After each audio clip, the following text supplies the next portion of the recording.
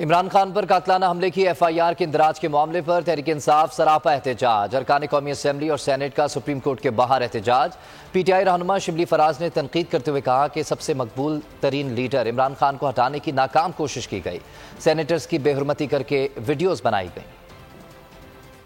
میں اپنے عوام سے بھی ان کی یاد دہانی کرانا چاہتا ہوں کہ آپ کے نمائندوں کے ساتھ یہ ہو رہا ہے جو ہوا، جس میں کہ خان صاحب پہ قاتلانہ حملہ، ہمارے محترم اعظم سواتی کے ساتھ جو ہوا اور ارشد شریف کے ساتھ جو ہوا، ایک صحافی، ان کی کوئی سنوائی نہیں ہو رہی، کوئی ٹس سے مس نہیں ہو رہا۔ ہم یہاں پہ کھڑے ہیں، کسی کو شاید پرواہ نہیں ہے۔ آپ کے ایک ساتھی کو بڑے بہیمانہ طریقے سے شہید کر دیا گیا اور آج تک پوری قوم بشمول ان کی خاندان یہ پوچھنا چاہ رہے ہیں کہ ارشد شریف کو کن گناہوں کی سزا دی گئی؟ آیا وہ اپنا جو فرض ہے وہ پوری ایمانداری سے نبھا رہا تھا جو کہ سب صحافیوں کو کرنا چاہیے، یا اس کا کوئی ذاتی ایجنڈا تھا؟ تو یہ تو ہم سب جانتے ہیں کہ اس کا کوئی ذاتی ایجنڈا تھا نہیں۔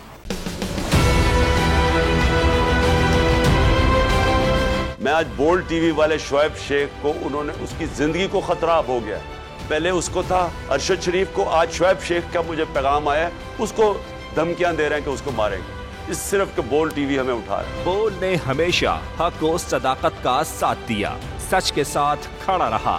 ہم ہیں مثال ابر، مگر اس ہوا سے ہم ڈر کر سمٹ ہی جائیں گے، ایسے بھی ہم نے بڑی مشکلات، بڑے بڑے چیلنجز، صرف بول کھڑا رہا، بول ڈٹا رہا۔ بول کو ہے ضرورت عوام کے دعاؤں کی، اظہار آزادی کے لیے، پاکستان کے لیے، پاکستانی عوام کے لیے۔